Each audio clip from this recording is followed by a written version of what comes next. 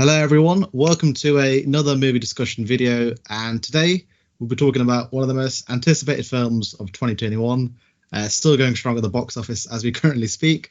That of course is Spider-Man No Way Home. So I'm happy to once again be joined by Dillon, also known as the Popcorn Podcast on YouTube. Happy to have you on the show today, man, and also Happy New Year as well. Yeah, Happy New Year to you too, man, and everyone watching. Glad to be here once again, talking about probably our most nerd-filled, geek-filled chat yet. Indeed. That we've done. But yeah, just very excited to be talking about this movie in depth. So hopefully it's gonna be a fun video. Indeed, yeah. Like Dillon said, it probably will be very geek-filled at the best of times, but in a good way, of course.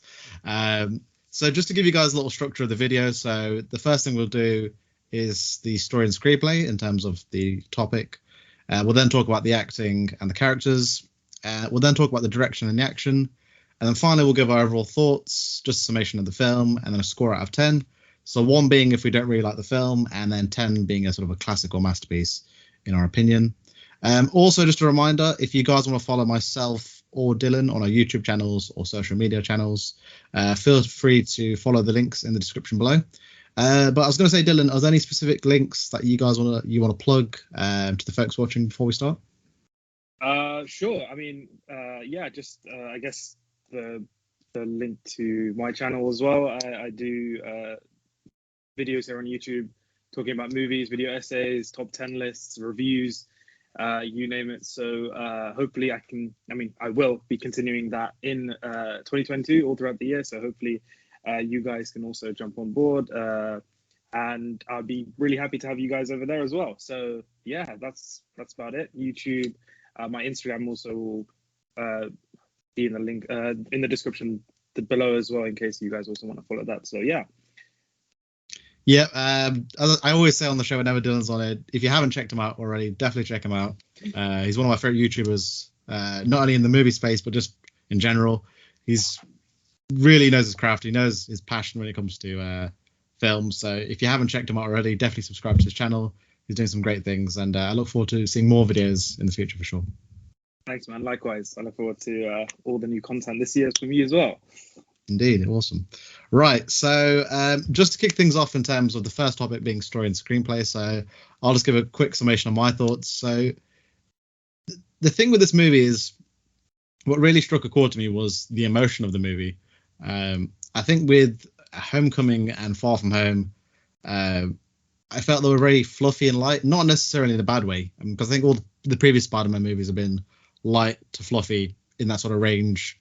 In a lot of ways, but I think this movie is the one where we see Tom Holland being his most vulnerable as Spider-Man, and it kind of harkens back to those early Raimi films, especially 1 and 2, where you see Spider-Man being exposed, beaten up. The ones that he loves are constantly endangered, and this story reminds me of those classic Spider-Man stories where the people that Spider-Man and Peter Parker holds near and dear to him are constantly endangered. And that really brought a smile to me throughout the film. So that's one of the big things about the story is the emotion and how Peter Parker and Spider-Man is constantly at threat. And I think John Watson, the screenwriters, did a great job of that, just constantly reminding the audience that of the peril of these villains, all these iconic villains coming together on the big screen. So that's one of the big takeaways for me in terms of the story, was that particular element. But yeah, Dillon, I'll hand it over to you now. Just in terms of that aspect of the story, did you have a similar impression to myself in terms of Tom Holland's Spider-Man getting the most emotional burden, I suppose, of the 3 films we've seen so far? Or did you get a different impression? Oh, definitely. I 100% agree with you, particularly what you said about how the mantle of being Spider-Man is affecting the ones closest to Peter Parker. Mm-hmm. That is the whole ultimatum he faces by being a superhero.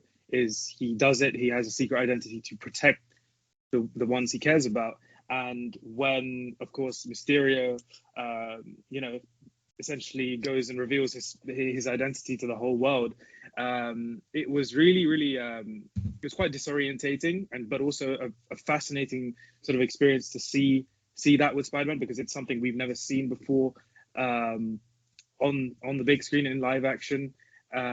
So just from just taking that aspect, that sort of really helped this film to distinguish itself from the Spider-Man films that have come before and really take a more sort of a serious tone. And I think that was something that was lacking a little from Homecoming, and especially Far From Home.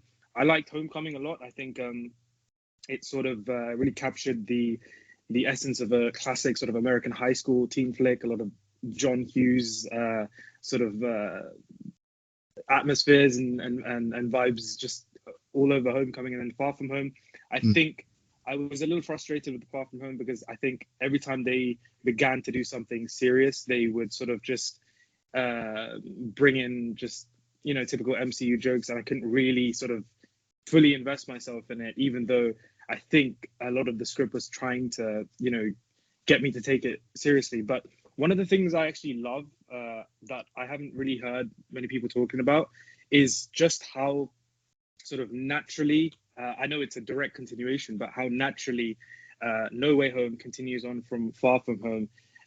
Literally, just from the opening logos, you don't images apart from, of course, the Sony and Marvel logos and whatnot. All you hear is the audio, and I thought like that was such a sort of effective way in giving everyone just the right amount of information they need in a quite a dramatic and intense way.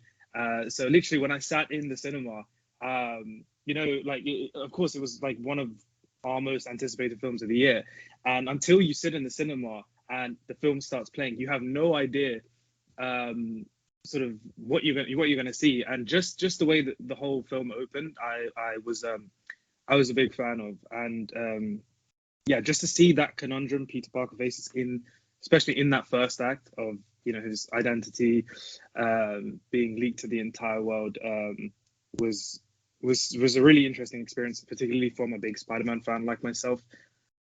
So yeah, I think just the more serious tone and the bigger stakes in this film overall really helped me to sort of instantly become more invested in this film, as opposed to some of the other previous entries from the MCU Spider-Man films. Yeah. So the next topic that we'll be talking about is the acting and characters. So Dillon, I'll hand it over to you now, just to give your thoughts on maybe some of the standout performers in this film, standout villains maybe, and just your overall thoughts on this particular aspect of the discussion. Sure. I think that one of the things I was most impressed with regards to No Way Home was even though I was so excited to see, you know, Toby and Andrew in the film, all these iconic villains that sort of we've seen these Spider-Man characters fight over the years come back, even though I was so excited for their return, there was a part of me that was a little sort of cautious and a little worried that they would sort of overshadow and outshine Tom Holland. And that was not the case, because, or at least for me, it was not the case at all, because I think one of the most impressive things about this film is Tom Holland, like how he really steps into the role here. And, you know, it's almost like he's a different Spider-Man to the previous two films here. The challenges that he's faced with here, and the losses and the consequences he has to endure. It's like, it was really remarkable and almost unexpected in a sense, because of course we weren't used to seeing him, you know, get beat down that hard or lose someone so close to him, like Aunt May. So Tom Holland, for me, I think just Toby and Andrew, it was great to see them for sure, but Tom Holland, just especially in the end of the second act going into the final act, he just he really bloody impressed me, and he just once again proves why he's one of the most, you know, sort of talented upcoming actors working today. The scene where, of course, Aunt May dies, he almost, I'd say, carries that scene. You know, you have Michael Giacchino's score, and of course Marissa Tomei there, and then of course Happy comes in as well. But Tom Holland just channeling all that emotion was just really great to see, and yeah, he absolutely owns this film for me. With regards to the villains, though, what a treat it was to see these guys come back. Wow. Willem Dafoe, Alfred Molina, I think those two, of course, they've always been I think for me at least, the definitive on-screen Spider-Man villains. Yeah, definitely. It's always been between the two of them. There's no, I don't really have competition between them. They're both great in their own ways, and they're both, you know, masterful actors, Willem Dafoe and Alfred Molina, just having an absolute blast playing these characters, and just to sort of see them interact in the MCU it was like a childhood dream. And I think if I had to say one villain in this film who obviously almost kind of stole the show, it would have to be Willem Dafoe. But that is of course tied to the writing for his character. I mean, he obviously does end up turning out to be the main sort of antagonist, the main conflict presented in No Way Home, and that really allows sort of Willem Dafoe to, I wouldn't say, I mean, of course he's always flexing his, you know, his acting muscles. He's such a talented actor, but I think in No Way Home, just to get to see more of him as Norman Osborn, as the Green Goblin, was just fantastic. Because of course we have that first Spider-Man film, and he's absolutely terrific in it. But then after that, he's sort of like a through line through the second and third film, and you sort of miss him. You know, you miss his presence as the Goblin. Here, he comes back in just absolutely just blazing fashion, and just the way how brutal he is. Especially in some of the fight sequences he has with Tom Holland's Spider-Man. The first fight that they have, he's choke slamming him through like the building. It's ridiculous. And then we'll get onto that when we get to the action. I know we're going to talk about action later, sure, but yeah, and of course Alfred Molina as well. Just the whole bridge encounter with him, his first encounter with Tom Holland, literally coming straight out of Spider-Man 2. The power of the sun in the palm of my hand, just to hear those words spoken by him once again, it's just it's crazy. And then I think Jamie Foxx as Electro here, I'm sort of a bit mixed about. I think the character design for him, I much prefer in this film. It's a little more comic book accurate. I think it looks just a little more cleaner. Than Thomas Hayden Church. I mean, most of his sort of involvement is probably through voice acting, because a lot of his is CGI, and of course Rhys Ifans, who plays the Lizard as well, same with him. But yeah, I think one of the things all of us were sort of looking forward to seeing was who was the secret villain. We thought it was going to be the Sinister Six, since there were only 5 of them revealed in the trailer. We're like, who's going to be the secret villain? Turns out it wasn't the Sinister Six. It was just, you know, the five Sinister Five. Yeah, Sinister Five, exactly.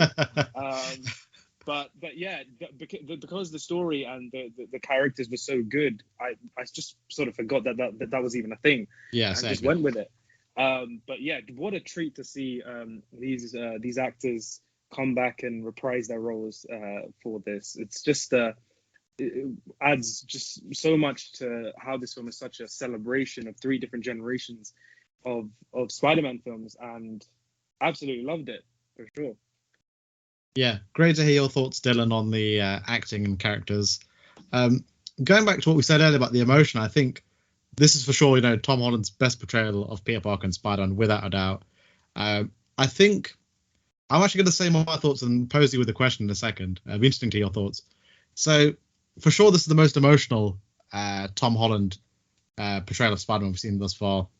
I think a lot of that and I think, don't get me wrong, Tom Holland is great in this particular depiction of the character, but I think a lot of it comes down to the script and the direction in terms of the obstacles and challenges that Peter's had in his way. Because I think up until now, he has faced obstacles, but not to this extent, if that makes sense.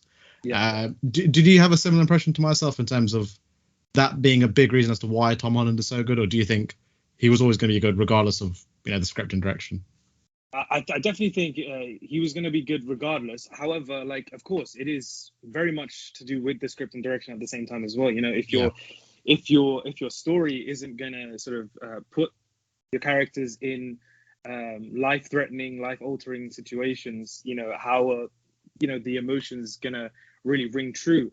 But yeah, like, it's a combination of the both for sure. And it's not like we knew Tom Holland couldn't act. I mean, even in Homecoming, I think the standout scene in Homecoming for me was the scene where, you know, Michael Keaton's Vulture just basically topples a building on him. And he's literally stuck there. He can't move. So he's got no help. He's got no Tony Stark, no suit. And he has to, in that moment, almost sort of rediscover what it means to be Spider-Man. And, you know, it's a scene, it's an iconic scene taken straight out of the comic books. Yeah. And just the emotion he brings in that moment, you know, that was a little taste of, you know, what Tom Holland as an actor is capable of. Just quick side note though, it's really weird because so one of my closest friends, he actually went to the same sort of performing arts school as Tom Holland, and he was friends with Tom Holland's brother. So my friend, like, literally he can't watch Tom Holland in any movie because all he sees is Tom Holland. Not to say Tom Holland is a bad actor, because of that proximity to him. Sure, yeah. But yeah, no, just I think, like, on the second time I went to see No Way Home, went with a completely different group of friends, and one of my friends, literally as soon as the credits started, he said, "Dillon, Tom Holland is my favorite character, favorite Spider-Man now." And I was like, wow, like, this film really sort of, I think, changed a lot of people's minds on, you know, the debate here. For me, you know, my Spider-Man will always be Tobey. He's obviously he's the one that I grew up with, so there is that bias. But also I think I just forgot to mention Andrew Garfield and Tobey Maguire. Andrew Garfield specifically, you can tell he's having I think he feels so blessed to be able to play this character once again. I don't know if you've been hearing the rumors recently about potential. Yeah, I've been reading bits and bobs. Yeah. But just him in this film, especially in, like, just a lot of the moments, how, like, I think out of the three Spider-Man, sort of his the last we saw, his time as Spider-Man sort of ended the most tragically. Sure, of course, in real life with all the studio stuff, but of course in the film, in both senses of the word, yeah. Exactly. And I think I read somewhere that sort of the one part of this script that was the game changer for him in returning back was the moment, of course, where he saves MJ, where he catches MJ. Yeah. It was his sort of redemption, so to speak, after, you know, losing Gwen in Amazing Spider-Man 2. Yeah. That moment was honestly one of the standout moments in the film for me, 100%. Like, just his expression after doing it, after saving her, is like, I just want to say, by the way, I just want to get this out of the way. I was crying my eyes out from the moment Aunt May died up until the end of the film. I don't know about you guys. You weren't alone, bro. But yeah, no, that was so beautiful to see, just that sort of completion of that sort of story aspect.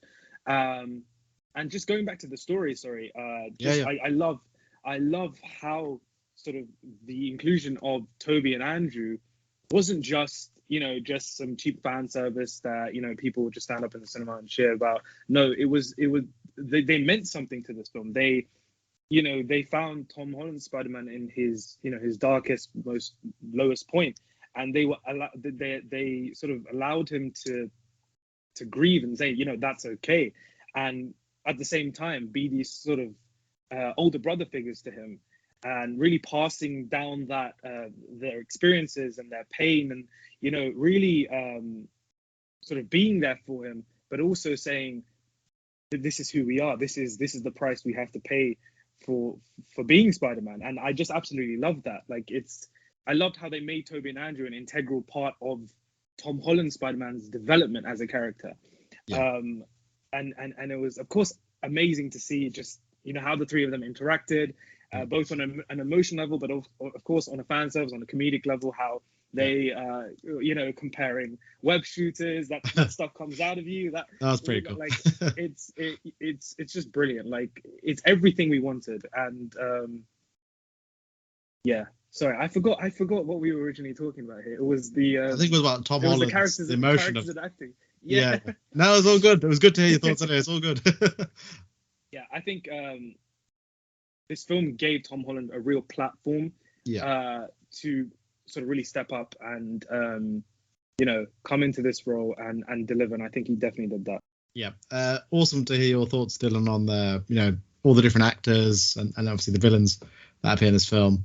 I kind of want to segue into sort of your last point, I suppose, with Tobey Maguire and Andrew Garfield. I was kind of going to save that till the end of my notes. Sure. I kind of thought, now you mentioned that, I might as well just get it out.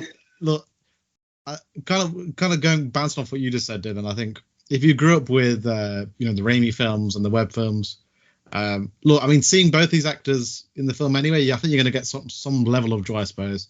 But if you grew up with those films and those actors specifically who played Spider-Man, it's just another level of fandom, I suppose, just seeing them coming out of the portal one at a time.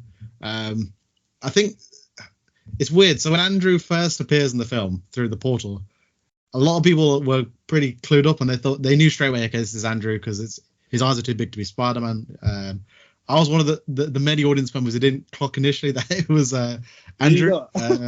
So I was kind of like dumbfounded initially. I thought, well, okay, why is Tom Holland in an alleyway? And then as he got closer, my heart was like pounding. It got really. I was so exciting. I don't know if you had that impression of literally. As soon as Ned and MJ were saying, "Oh, we need to portal. We need to find Peter. We need to portal him back." No, I was thinking that. Wait, they're actually gonna. This is how they're gonna. Like, I was actually preparing myself. Like, right, I'm gonna lose my shit in a second. And then the portal started opening. I think like this is not even in a boastful way, but the audience that I saw it with were, of course, one of the best audiences I'd ever watched a film with, for sure. Everyone screaming, crying, whatever. But literally, as soon as the portal opened, and I sort of like we sort of got a glimpse into sort of that Andrew Garfield universe. At that point, we were like, wait, hold on. And I literally saw Spider-Man. I literally let out like a massive gasp in the cinema. It was dead silent. I literally let out a massive gasp, and then literally as Spider-Man was literally walking towards the screen, everyone started losing their shit. Oh man!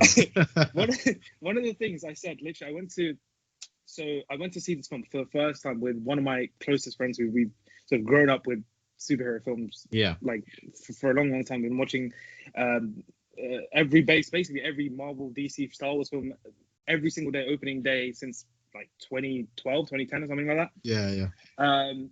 And before the film started, so I was sitting obviously next to my friend. I was sitting next to this other guy as well, random guy. I had to turn to this other guy and say, by the way, mate, I just want to like pre-warn you. I'm probably gonna lose my shit in this film, so I apologize if like in advance if I'm like just completely out of it. And he was like, yeah, bro, me too. Like, you're in good company.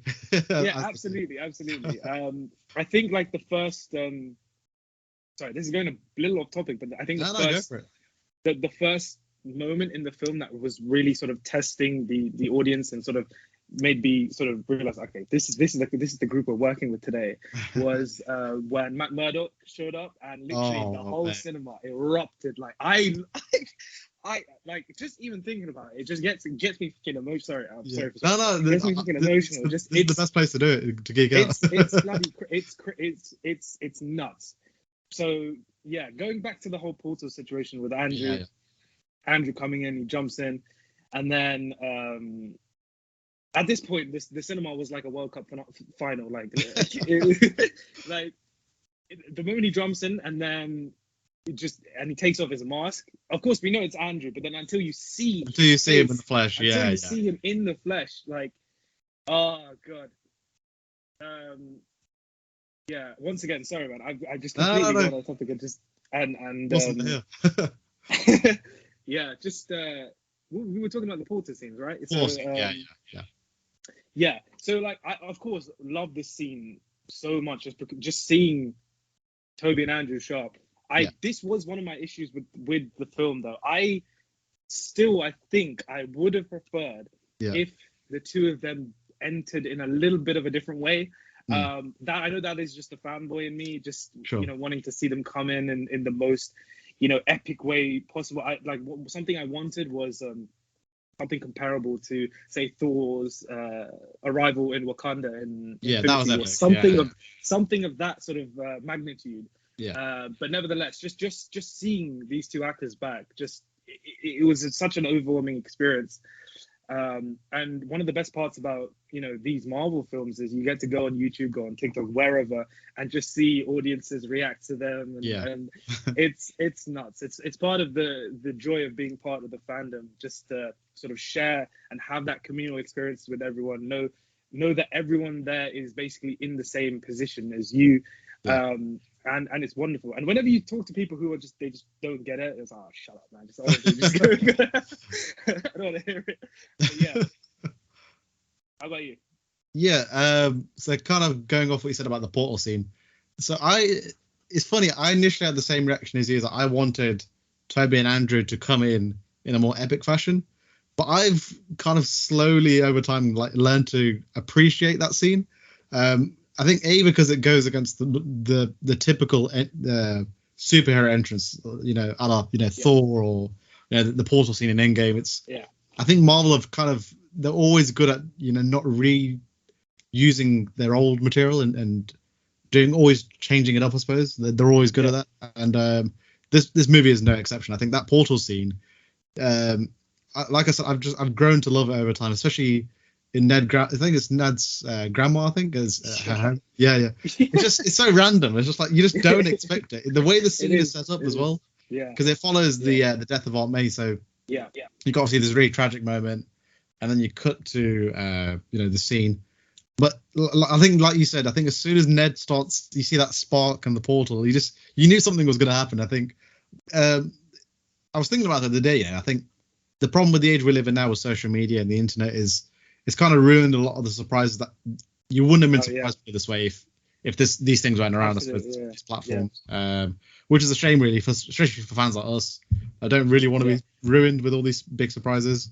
But hey ho, it's the world we live in, so it's one of those things. But I mean, I love the portal scene, and specifically in Toby and Andrew. This might be. I think it's up there in terms of my favorite depictions, their depictions of the characters, if that makes sense, in terms of the number of appearances they've had. Toby, a lot of people are saying Toby's this elderly brother figure, which I didn't notice at first, but I think certainly on the second viewing and obviously reading all these articles online, you definitely get that sense with the three Spider-Man that there's like this brotherly connection. They say Toby's like the elder brother who's kind of seen it all and done it all. Andrew's like the middle child who no one really likes, which is like, I think it's like a sly joke at both the films and him, I suppose. And then obviously Tom being, the younger brother who looks up to Toby and Andrew. But I think one thing I've not really mentioned is the chemistry between the three. They work so well. I think that's one thing that this movie could have easily botched up is the interactions between these characters. Everyone loves seeing all these three characters, swinging about, fighting. That's cool.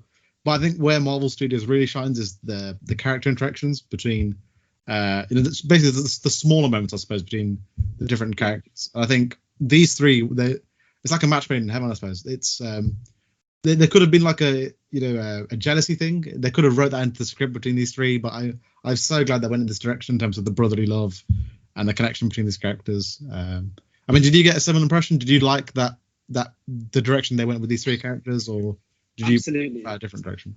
100%. That's part of the reason why I love this film so much, and I was just so relieved to see like the three Spider-Man together done so well that it could have gone. It could have just been fan service for the sake of fan service. Sure. And really sort of irregular and sort of unnatural things. But just, I think I said this in my review for the film, but just the way that Toby and Andrew, how they come into the film and how they are essentially there for Tom, sort of really passing that. I know the mantle had already been sort of the torch had already been passed to Tom Holland. He's the Spider-Man. But just to see them, just to have that almost approval, Yeah. on-screen approval, it felt like we were in such sort of really good hands. And I don't know if you read this, but I think yesterday or the day before I read that. So Andrew did his first interview since No Way Home had come out, and he had said that it was one of the greatest experiences he's ever had to sort of be that middle brother, have Toby as the older brother that was Andrew's Spider-Man growing up, have that sort of wise figure above him, but also being that middle brother who's also protective of his younger brother Tom, and just that sort of whole family aspect between the three of them is just it's so charming, and it's so heartfelt to hear that. Don't know if you read this as well, but Andrew actually said that on opening night, him and Toby snuck into a theater. Yeah, I saw that clip recently. I was like, I don't know how they did that. It's crazy. Which is just nuts. So just I don't know if you saw like before No Way Home. I don't know if you saw like Andrew Garfield doing like press for Tick Tick Boom or like other films, or and he was constantly being asked, was he in? Was he in? There's like an interview he had with Jimmy Fallon. That's just hilarious. Oh yeah, I've seen it. It's so funny. Just denying it. It's just I think just Andrew being in this film specifically, sort of I think because of the way his two films were, just the way it ended up, and it was just very sort of it ended in kind of an ugly way. Oh yeah, just to see him come back and be given that opportunity to sort of have that redeemable sort of arc, both in the film but also sort of in real life, sort of because he said before, like, he was heartbroken with the situation that happened. He was, between Sony, and I think of the three Spider-Man actors to play Peter Parker, he was sort of the most passionate about it. Like, he was the fan of the three of this character, and you can feel that with every sort of piece of dialogue he speaks, every performance that he's given in this role, and of course the comedy in this film, a lot of it stems from those interactions between the three of them. I know that in the big climactic battle, when the three of them are facing off against the villains, there's a moment where sort of they're getting their asses beat, and they come into the middle and they say, "Guys, we need to work as a team." Oh, I love that scene. Peter 1, Peter 2, Peter 3. I think I was Peter 1, Peter 2, and then literally just before they run off to take that leap and swing together, just before, Andrew says, "I love you guys." Yeah. And that was an improvised moment. That was improvised. Yeah. It's exactly. crazy. And it's improvised, of course, but it's not like it didn't feel forced through. Exactly. Yeah, because that is genuinely how he feels about the whole situation. Yeah.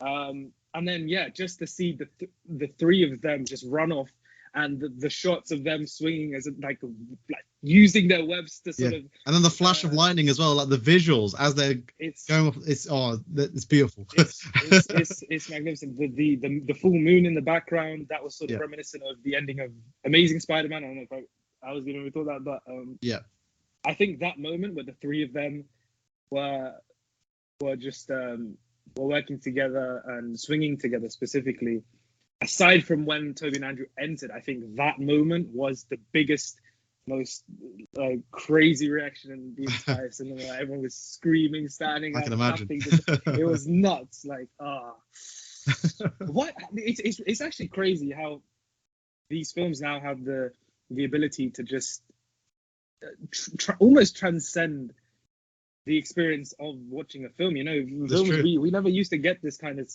thing where it was like an event, essentially. Those days are gone, really. If you think like generally, for the most part, but just the way these three Spider-Man characters interacted was just chef's kiss. Absolutely loved it. How about you? I everything you've said and then some. And then some. I've just realised. I've only scratched the surface. I was literally just about to say I've just realised we've just dedicated an entire segment to Toby and Andrew, which is It's perfect. Yeah, I wouldn't have had it any other way. Yeah. I told you the structure thing is going out. It's going out the window. Yeah. As soon as the words Toby and Andrew are mentioned, it's like, okay, structure just out the window.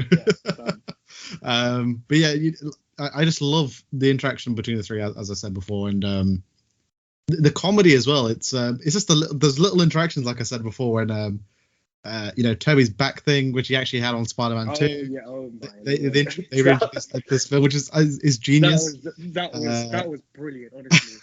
That is one of my favorite. Spider-Man 2 is, I think it's essentially a masterpiece. Spider-Man 2 is the best Spider-Man film. Yeah. But that moment, my back, that scene, I die every time I watch that film.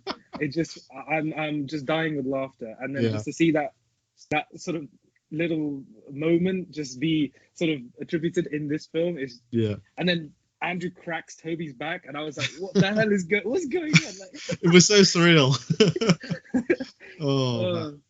But yeah, sorry, go for it. No, I was also going to say there's obviously the moment where Willem Dafoe says, I'm something of a scientist myself. Yeah, that's been like memes so often. The man of memes, even before the film. Yeah. That's just crazy. And I was also going to say, whilst we're on the geeking of Toby and Andrew, is the Avengers reference, because it's funny because Tom was like, his Spider-Man's naive enough to think that the Avengers exist in those worlds. But I love the way Toby delivers his line. He's like, "Oh, the Avengers, that's great. What is that?" What is that? Our cinema just was erupted in laughter. It was just, it was so beautiful, that whole scene. And then I think Andrew said, "Oh, is it like a band?" Like, because I think I called back to Bruce Banner when he called the Avengers a band. But I love that whole Statue of Liberty scene, especially the interaction between the three was just, the writing and acting is just on point. Like, they could have botched that so easily, but it's almost like John Watts on the team just wanted to milk every little character. I don't know if you get that impression, just like, absolutely. Like, they kind of just realized that we're not going to have these actors. This is probably the only time they're going to be on screen, I suppose. So let's milk every character opportunity. Did you get that impression? Absolutely. Also, the in that exact scene where it's not, I don't know if it's that exact scene, it takes place a little before that, but Tom saying, I fought an alien, like a purple alien, and whatnot. And then Toby's like, oh, I also fought an alien made of black goo. And then Andrew's like, oh, guys, I'm so lame. Like, I just fought a Russian guy in a rhinoceros costume. That was brilliant. I was gonna say, it's funny because it works on both levels, like the ridiculousness of the rhino, but also like how they sort of shafted his character. I think it was Marvel were very good at sort of doing, they're kind of breaking the fourth wall, but not really. It's kind of like this gray area where they've always done this throughout all of the previous films. But yeah, I love that interaction. And also we forgot to mention when Toby shoots at his organic web shooters and they just completely flip out, which I thought I geeked out and just burst. I think everyone in the cinema was just laughing when that happened. But yeah, absolutely. I was looking forward to that interaction because I knew that it had to be coming. It was coming. It had to be mentioned. And it had. I think it had the whole audience in just fits of laughter. Just seeing the three of them. Just going from such a down and sort of depressing moment where the three of them, they come in, they support Tom. Andrew tells him, I lost Gwen. That made me, I stopped pulling my punches. Seeing that sort of route he's taken. Not only because we were wondering, at least I was wondering, how would have Andrew Garfield's Spider-Man continue? Would he, still be hugely affected by the death of Gwen in the sense it would make him sort of vengeful, or would he take that and sort of channel it into being, the good, the Spider-Man, and it's almost like a little continuation of the Amazing Spider-Man 2. For sure. And then even with Toby, when Spider-Man 3 ends, he ends with him and MJ embracing themselves, and that's it. That's the last we see of them. And then him and Andrew talking like, do you have someone in your life? And Andrew saying, I don't have the time for it. And then Toby saying, don't give up on it. Like, me and MJ, we made things work. So to know that they are still together, I did like that. They're out there, and that there is, there's still hope for Spider-Man. There is a version of his story where he can be Spider-Man, but he can also have everything he's ever wanted, and sort of giving that to Andrew, giving that little sort of glimmer of hope, was just icing on the cake. Like it's brilliant. Yeah, I loved it. I was just gonna say, that whole lab scene is just like all the interactions. It's top notch. I randomly, now we're just talking about the interaction between the three. This film kind of reminds me of Days of Future Past, where they're bringing like the old generation and the new generation. Yeah. But I think this film, like Endgame, it does it a lot better in a more tasteful way. I think Days of Future Past, I don't want to mention too much about other films, but I think that film kind of, in my opinion, shafted the older generation. They felt more like glorified cameos. They weren't in the film as long as I would have liked, whereas I think Toby and Andrew felt like you mentioned, supporting characters to Tom's story. They weren't just glorified cameos. They weren't just there for the paycheck. They really were integral to Tom's character arc. And especially that rooftop scene, which is so it's good. I think it's in the years down the line, it's going to become iconic in terms of how Tom dealt with the death of Aunt May, but then Tom comforting, knowing that the other Peters have been through similar tragedies. And then, obviously the iconic line, with great power comes great responsibility. When Toby finished that line off, I was emotionally, I was crazy. I was dead. I was like, why did you do that? Like, just fuck off. Like, I don't need this now. Like, But yeah, I think I told you this straight after I saw the film, but literally, I don't know if this is particularly humorous or not, but literally the first time we watched this film on opening day, straight after the death of Aunt May, where sort of Tom sort of MJ and Ned, they find Tom on the rooftop of his school, and they're sort of in this loving embrace after Aunt May's died. In that little moment, it's very emotional, and people are crying, people are sobbing. There was one of the staff members of the cinema who comes into the cinema during this moment, and this is a massive IMAX screening, and there's like hundreds of people. Pitch black. It's pitch black, and all you hear is this lady just go, "Guys, put your phones away! Like you're piracy, like all this stuff." And the audience went nuts. They were like, "Shut the fuck up!" Like no. Poor lady was run out crying. Wow. Like everyone was screaming. Like it was nuts. Like everyone was just for that little moment, everyone just turned into just Hulk. Literally. He was like, "Shut the fuck up!" Like. Just getting sucked into the story, right? Yeah, literally. No, I think she came in at one of the worst moments to do so as well. All right, fair enough. That's but also like I'm just like, I feel sorry for her because she probably just ran out the cinema crying. Like she couldn't handle the heat. There's no way, like anyone was gonna let someone ruin the film for them. But sure, yeah.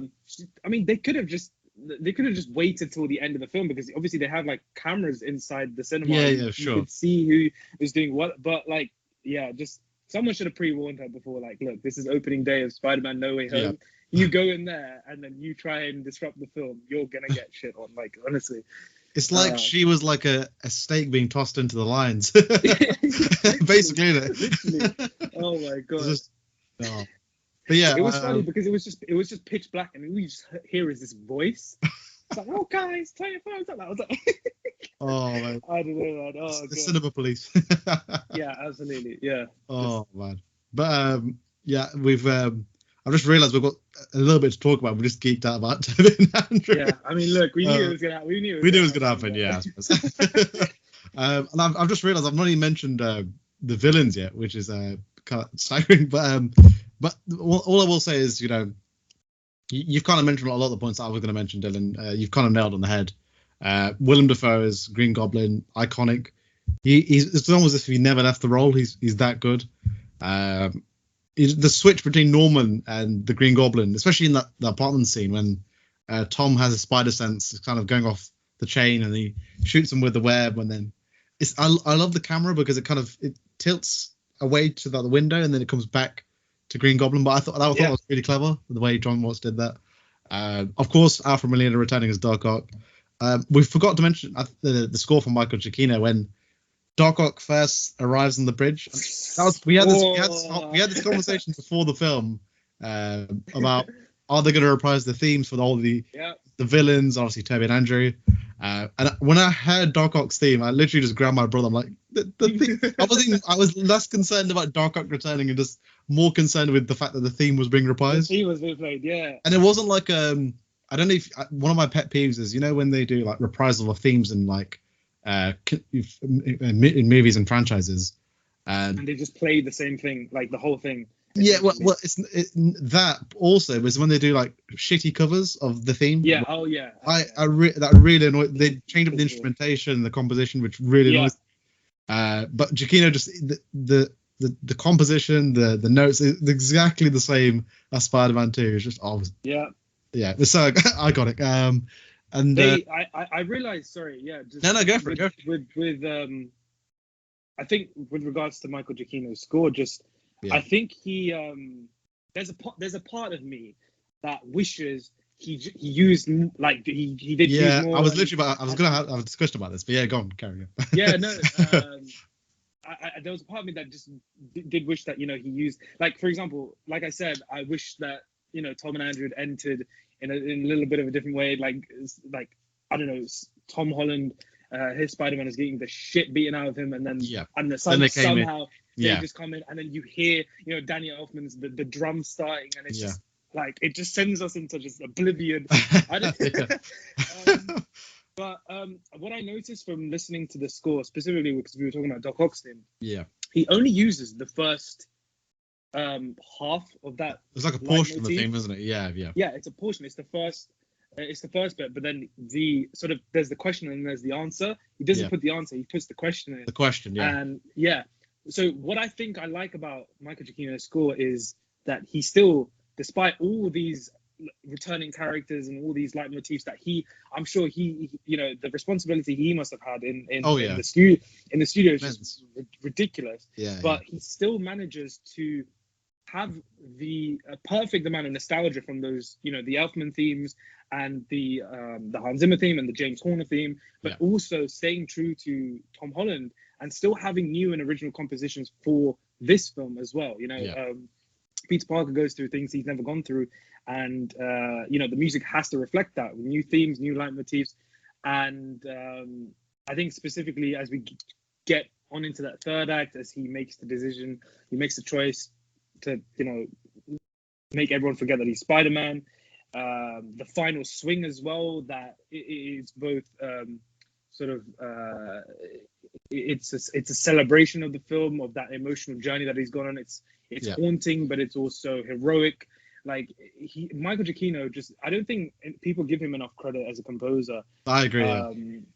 And I think that's going to change in a couple of months when we see him do the Batman. But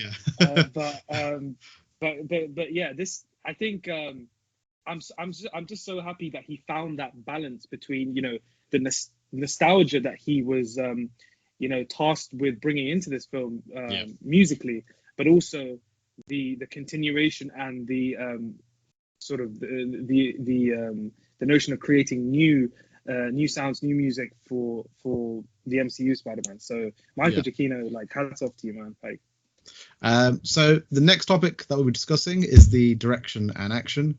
So I'll just give a quick summation of my thoughts. I think John Watts, he's a very good director. He did a really good job on the first film, Homecoming, did a solid job on Far From Home as well. But I think, much like the rest of the team on this film, I think he's really come into his own in this film. He's kind of got the perfect script, the perfect Spider-Man script, I suppose, in terms of that classic one-on-one Spider-Man storytelling. He goes through, the familiar beats, the obstacles that come in his way. Spider-Man's loved ones are constantly endangered. And I think as a director who's a fan of this material, that's kind of the story you want. It's the old saying, if it ain't broke. And as a director, that's what you want, really. And I think what John Watts really excels in my opinion, is the smaller character moments. We mentioned it earlier with Toby and Andrew, and obviously the interaction with the villains, which I loved when they're in that Doctor Strange's dungeon. That interaction was the interaction between the characters is just is really funny and really dramatic. I think that's where he excels as a director. Of course, he's pretty solid as an action filmmaker, but I think I think at this point with Marvel Studios, a lot of their action scenes are pre-vised, and there's a lot of it comes down to the visual effects. So I think as a director, you kind of just you're kind of almost a bystander in a way. So I think I almost judge the director more in terms of the dramatic moments between the characters. And I think John Watts, as a director, he's really grown over these three films, much like with Tom Holland's character. And I think even with the length, in my notes, just looking at my notes now, despite the fact it's a 2.5-hour film, it never felt like a 2.5-hour film for me. I mean, Nope.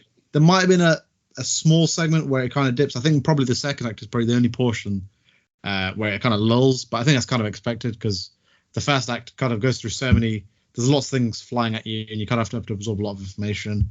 That it was inevitable that was going to be like a lull in terms of the pacing. But I think for the most part, the pacing's really, really good considering the length of the film.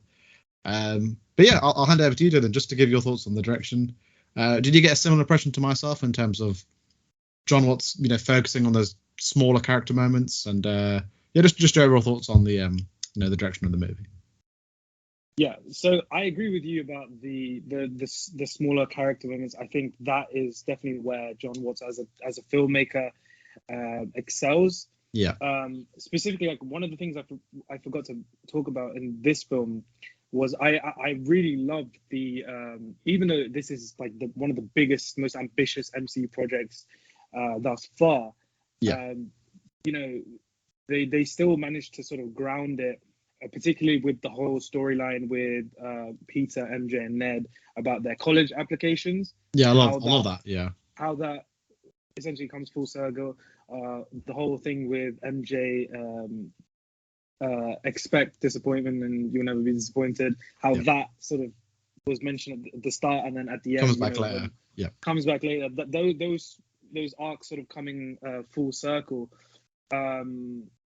That really helps to ground the film for sure, and deliver a lot of the emotion, deliver a lot of the ability for us as an audience to connect with these characters for sure.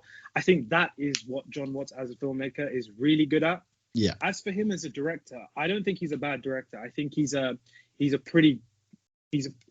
at managing a lot of different elements of the script and really conveying that on screen, giving the audience exactly what they need to do.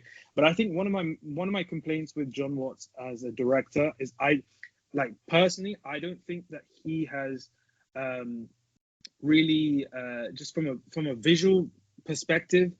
I think, especially when you compare it to Sam Raimi and Mark Webb, what they were able to achieve, particularly Sam Raimi in their direction. I think John Watts is a very safe director for the franchise, and that's not necessarily a bad thing. He's able to tell good stories. He's able to present us with the images on the screen, and that's fine. I do agree with you though, because about him stepping up in this film, because I think No Way Home Homecoming and Far From Home. Yeah. I thought the direction was pretty generic, at least from a visual perspective. I wasn't blown away too much by it. Like you look at something like the hospital scene in Spider-Man 2, how Sam Raimi is literally firing on all cylinders as a director. John Watts, I didn't think his direction visually was that interesting in Far From Home or Homecoming, but No Way Home, when I was watching it, I was like, okay, John Watts he's listened to, I think he's probably been listening around. He's like, okay, cool, I need to kind of step it up a bit, and he does, and he does, particularly with just the way he allows shots to linger for so much longer. There's literally when Peter Parker's identity is revealed, when he comes back in with MJ to their flat, to Aunt May's flat, there's this huge long take sequence that goes from Happy and Aunt May talking to Peter's bedroom and then back out into the living room. It's a great shot. It was great. I was like, you know what, John Watts, okay, cool. Okay, we're doing this now. Okay, and then even like when Daredevil showed up, his blind stick literally was just stumped on the table. The camera pans around to him and then like literally slowly revealing that to him. Everyone's like, oh my god, like it's great reveal. It's crazy. And one of the things visually I liked about this film, I don't think it's the most visually stunning Marvel film or Spider-Man film. No, definitely not. No. By a long shot. I think The Amazing Spider-Man 2 is a contender for one of them. Or Spider-Man 2 definitely is up there with Bill Pope as on cinematography. But what I really liked about No Way Home was how they did the Spidey sense. The shots they used for the Spidey sense, when you have Peter Parker very much in focus and the camera sort of waddles with. They did like the Jaws effect, didn't they? Where the background gets that exactly. Space. Yeah. With, I like that. Chief Brody. And then so there's that moment where obviously Peter realizes that Green Goblin is not here for good intentions, and then there's also the moment where Green Goblin comes in, where all the villains have essentially been saved, and or most of the villains have essentially been saved, and the 3 Spider-Man are there, and they're all there, and then Green Goblin comes in, and then it's revealed that the pumpkin ball is inside the the Doctor Strange. I can't remember what the name is, but the box. The box, the magic and box. And then all three of them, their Spidey senses, tingle at the same time. That's and right. It goes boom, boom, boom. The editing, dun, dun, dun. That's great. That was brilliant. I do think, though, I wasn't a fan of the editing of this film. I think that some scenes, luckily not in the most, I don't think the most important scenes, but in some scenes there were, I think, a little too many cuts for my liking, at least. I agree. There's, just some of it is a little. I just wish the camera would it didn't need to cut as much as it did. So I think John Watts he definitely stepped it up from Far From Home and Homecoming, certainly, but still I think that I think to be honest, him as a filmmaker, I don't think he's done too many films before this, so I think he's still very much learning the craft and improving it as he goes along. But at the same time, look, it's an MCU film, and it's not going to be the most sort of artistic with regards to filmmaking. So it's just a small complaint that I have, but it didn't impact the film hugely for me. It's just a little pickle that I have with the film. But John Watts overall, I think he did a really great job in bringing this story and these characters all to the surface, all to the fruition, and just I'm really happy with it, and I think it's a huge step up. Just everything about this film is a huge step up from Homecoming and Far From Home. So for me as a director, he's succeeded. He's pulled it off. So yeah. So in terms of the action, I'll hand it over to you, Dillon. What's your takeaway in terms of the way? I suppose it kind of segues in from the direction that we talked about. How do you think it was shot? Was there any standout scenes from this movie that you liked, and just your overall thoughts on the various set pieces in the movie? Yep, definitely. So the action, once again, for me, this film is a huge step up from Homecoming and Far From Home, whereas those two films felt very much shot, with a green screen in mind. And of course, there is a lot of this film that is shot in studios and instead of on set, but I love the decision to sort of bring more practicality into this film. One of the standout sequences for me, or three standout sequences actually with regards to the action is firstly, of course, that the bridge sequence between Spider-Man and Doc Ock. I thought that was very reminiscent of the train fight. Of course, not as good as the train fight, but very reminiscent of it. I don't know if that's just the score or just Doc Ock, Alfred Molina doing his thing, being as menacing as he is. I love that fight scene between the two of them quite a bit. But I also really love the way that they tackled the Green Goblin fights in this film between Willem Dafoe and Tom Holland. The first of which was, of course, in the building, in the block of apartments, Happy's apartment, and just the way like the whole destruction is helmed. Like I said, Willem Dafoe essentially choke slamming Tom Holland through like 3-4 floors. Easily 3 or 4 floors. That was crazy, and then at the very end, the final confrontation that the two of them have, gave me very much, like, took me back to Spider-Man 1, where Tobey's fighting Green Goblin in the abandoned sort of, I don't know, it's not a warehouse, but it's like the abandoned building. Yeah. How Sam Raimi very much uses CGI just as a way to enhance the fight. Like Chris Nolan, he enhances. Yeah. Enhances the fight. When in reality you have these two actors or stuntmen or whatever really just going at it. And the final fight between Spider-Man and Green Goblin in this film, I think, it looked very much. Most of it was in camera. Sure. Yeah. So you could feel the emotion that Peter Parker was feeling in that moment. The rage that he had for Green Goblin. I just love the way that, of course, just before this, MJ falls. Yeah. Tom goes to catch her, and then out of nowhere, Green Goblin, boom, takes him away. Everyone was like in gasps. Yeah. Andrew comes in. Next thing you know, everyone's in their feet clapping. Insane. And then I just so like Tom is hanging off Goblin's glider. Love the way he just doesn't give a fuck and just takes the pumpkin ball and puts it into the glider, and it just blows the both of them up, and then it sends them into Captain America's sort of shield, the inside of it, and they're fighting on those, and just like that was a very dark moment for Spider-Man. You could tell like this kid is very much prepared to kill in this moment, and you can feel every punch and every single attack that he does. There's like a web combo that he sort of he pulls Green Goblin down and he knees him in the face. It was nuts. And then when he goes to pick up that glider and kill Green Goblin, and then Tobey comes in and stops him.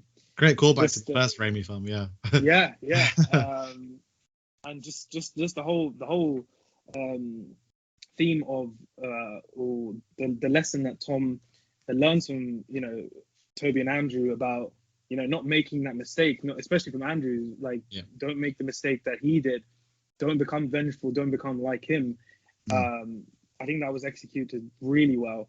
And then just excited, directly what happens after that. Then Green Goblin stabs Tobey. Everyone's like, oh my god, no way, don't.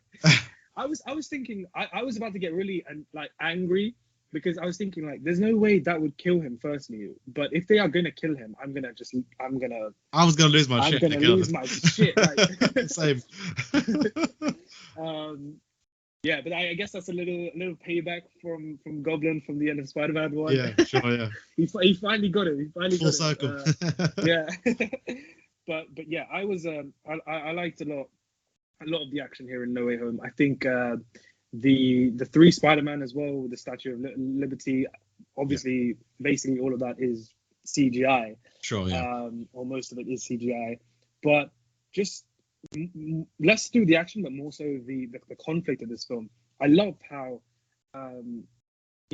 Spider-Man in this film, he actually has to go against Doctor Strange and say to Doctor Strange, look, have a heart, like we can save these people. We don't have to kill them. We don't have to send them back for them to be killed. Doctor Strange obviously doesn't agree because he, the moral high ground, whatever. Yeah. But that is one of the most Spider-Man things about Spider-Man. His empathy and his willingness to give people second chances. And I love the fact that they brought that to the forefront of this film. He wasn't trying to defeat these villains. He wasn't trying to beat the shit out of them. He was trying to save them. He was trying to cure them. And then Tobey obviously saying, cure some us. We're going to cure some us, not cure some us. Yeah, great line. Oh, man.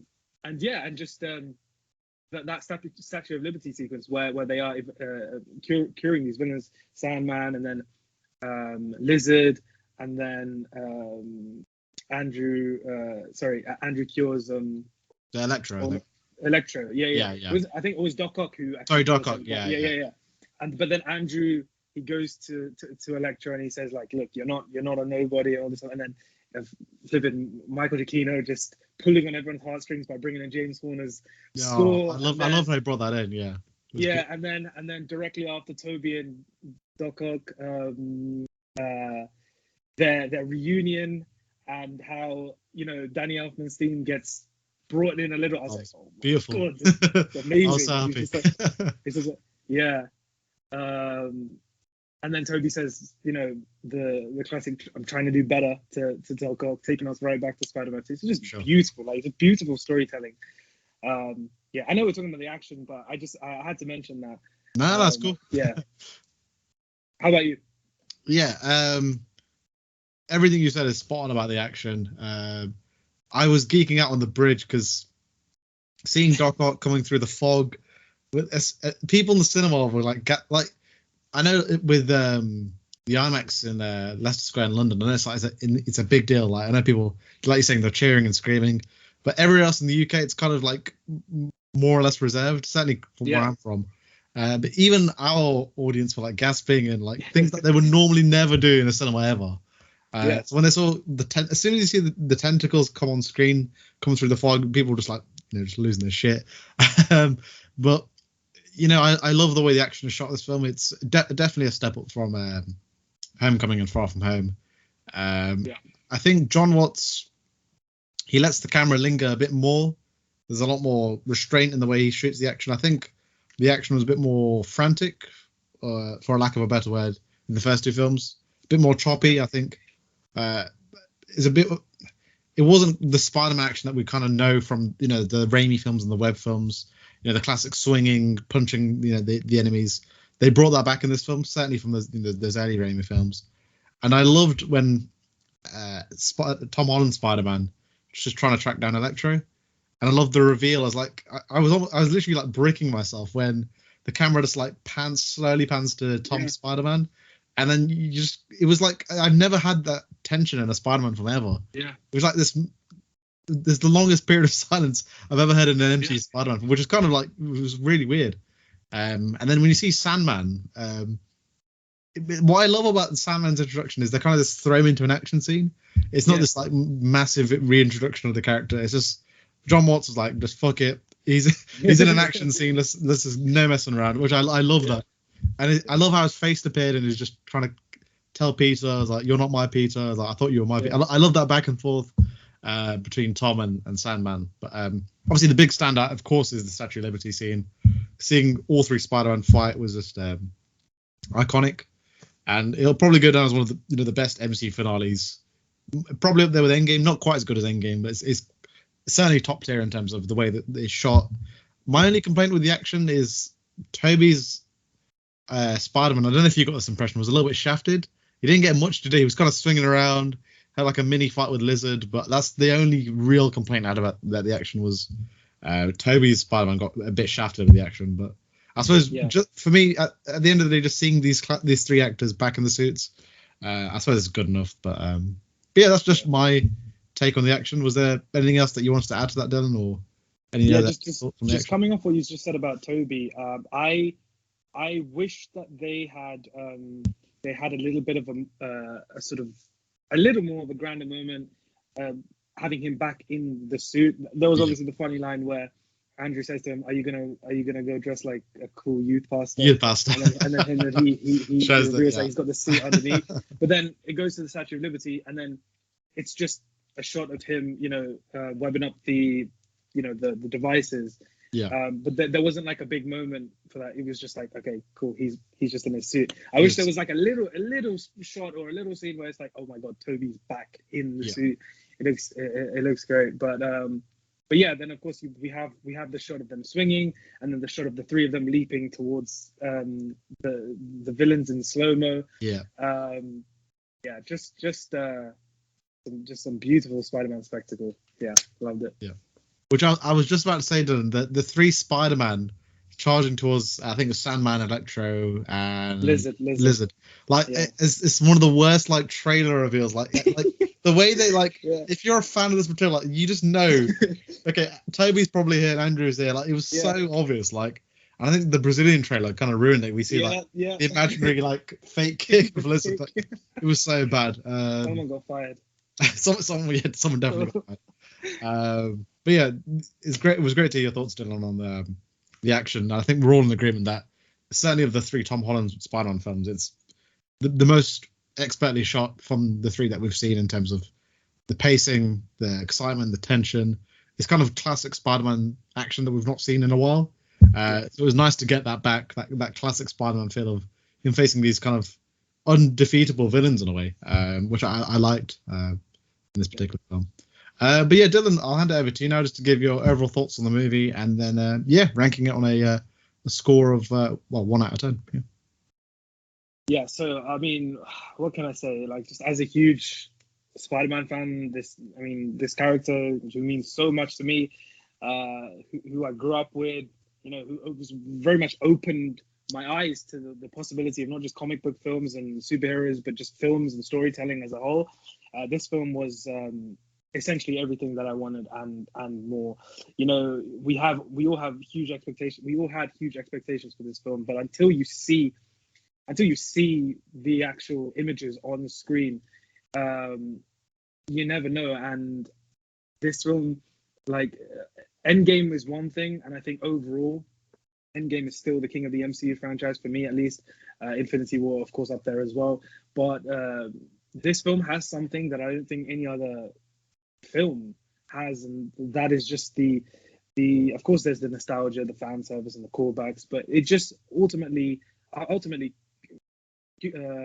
culminates into something that very much transcends what a film is. Like, I don't think this film is a perfect film. There's some things that I wish they could have changed a little bit.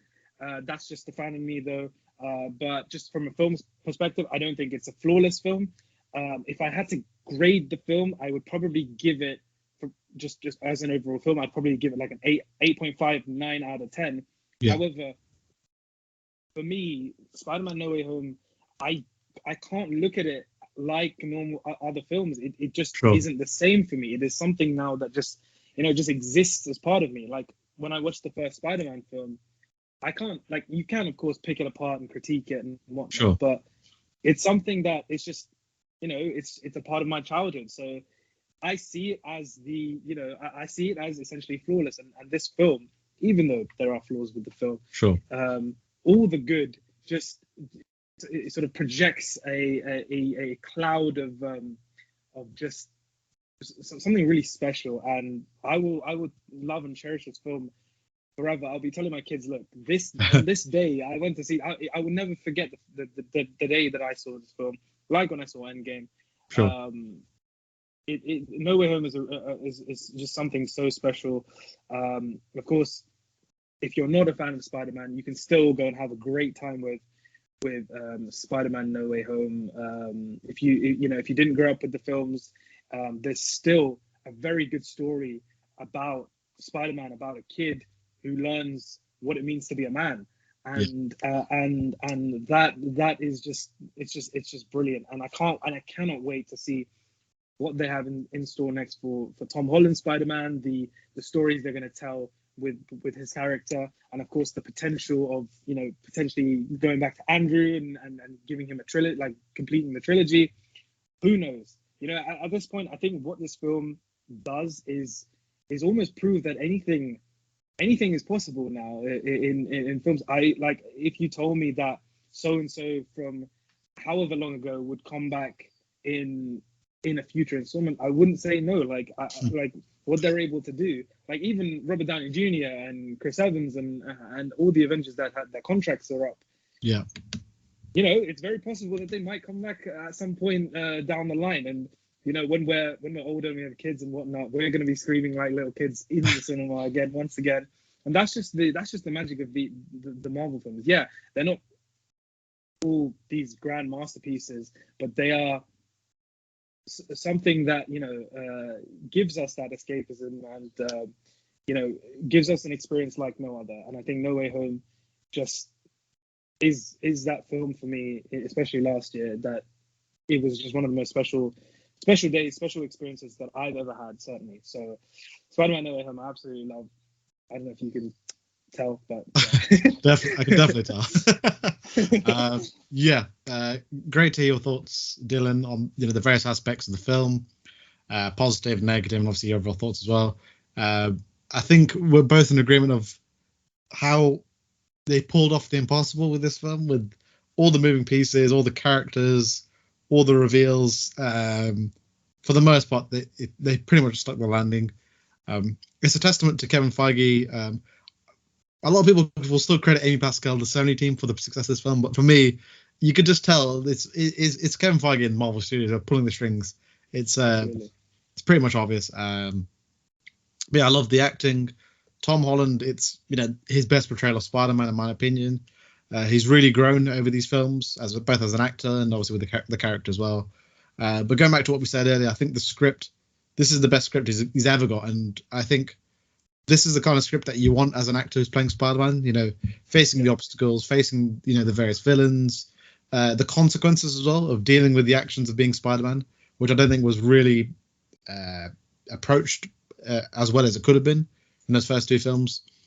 And obviously the classic villains, Willem Dafoe is just he's a force among himself, as Green Goblin. I didn't like some of the cutaways with Green Goblin. I think when he was pulling those iconic Green Goblin faces out, they were almost scared to sort of let the camera linger. I think we touched upon it earlier with some of the choppy editing here and there, but he's fantastic. Alfred Molina knocks it out of the park once again as Dark Ark. Electro is, I think we can all agree, is a million times better than what he was in Amazing Spider-Man 2, for sure, just from a design perspective. And obviously, I think they kind of just realized there's no point Jamie Foxx playing the caricature of Electro. Just let him play himself. I'll take Jamie Foxx playing himself all day long over whatever was Spider-Man 2. Even Zendaya, we didn't mention Zendaya at the start during this show, but she's really good in this film actually. Yeah, she is. She's great. She's given a lot more to do than the first two films. The resting bitch face has kind of gone. Pardon my French, but she does that a lot in those first two films, just that sullen, dry look. But it's kind of out the window now, and she's given a lot more free reign as an actor. I think the score is great. We mentioned Michael Giacchino. I love the scene when the three Spider-Man are jumping off the balcony, and you see, in my opinion, the best interpretation of the Spider-Man theme, Tom's theme. And obviously the action and direction is not flawless, but it's a lot better than the first two films. And the action, of course, that finale it will go down as one of my favorite finales of all time. But in terms of a score, initially in my review for Spider-Man, I gave it an 8.5, but it's gone up by half a mark. So I'm going to give it a 9 out of 10. So, like you said, it's not a flawless film, but it's definitely one of the best MCU films. And I had an absolute blast watching it, and a blast as well speaking to you, Dillon, today on the show. But yeah, I was going to say, Dillon, is there any other final thoughts you want to mention about Spider-Man before we wrap up the video? I think you nailed it, man. I think overall, I think we forgot a little to talk about Doctor Strange, but he that's right. Yeah. He was also great in He's film, great. Yeah. The whole sequence with Spidey versus Strange was really good. Yeah, was a lot of fun. So yeah, I think you hit the nail on the head, man. Awesome. But yeah, so just to wrap up the show, it was an absolute blast once again having you on the show here today, Dillon. Thanks for taking the time out of your day for being on the call. Once again, if you guys want to follow Dillon and myself on YouTube and our various social media platforms, I'll post links to all of them in the description below. So definitely check us out, and of course check Dillon out. He's, like I said at the start of the show, he's doing some amazing things on his YouTube channel. I'm sure he'll continue to grow this year as well. I'm sure he's got lots of exciting things in the pipeline. So definitely looking forward to seeing his content going forward. But yeah, any other final thoughts, Dillon, before we wrap up? Guys, thanks for watching. We hope you loved Spider-Man No Way Home just as much as we did. And yeah, hopefully 2022 can be another great year for not just comic book films, but just films in general. So yeah. Yeah. Awesome to hear your thoughts, Dillon. Once again, thanks for being on the show here today. Again, awesome. And yeah, again, Happy New Year to you guys watching. Hope 2022 is a great year for you. And yeah, as always, I'll catch you guys in the next one. Cool. See you guys. Take care.